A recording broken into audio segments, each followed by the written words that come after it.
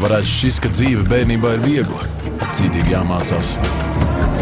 Ļeviec, tu idiot! Labs. Jākrāj kabatas nauda. Jāklausās pārmetumos. Pārunāt, uzvedību. Mācies un spēlē saksofonu. Vakarā pārbaudīšu. Tas ir līdz brīdim, kad nonāc tādās ziepēs, no kurām izkļūt var jau tikai pieaugušais. Stop!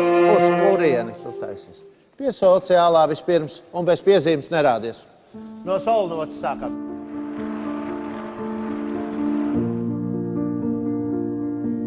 Klausies, es būšu vēl. Man šovakar ir dežūra.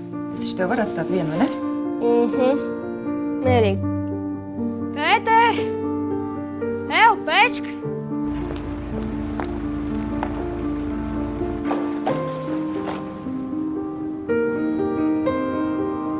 Es tur visām drēbēm guli. Vakar bija ārā. Cikos? Es to zinu, ka tu mēs nebūs. Nav un vīnu.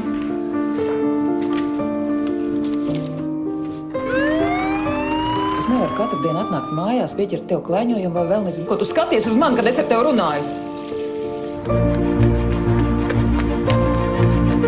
Studija Tanka piedāvā bērnības sirdsēst un prieki, Klausies, mums vienam otru jātelpa, dzirdi? draudzību un nodevību, dēkas un pārpratumi. Kas tev notiek, mazais ķēps? Jaunajā spēlfilmā Mamma, es tevi mīlu.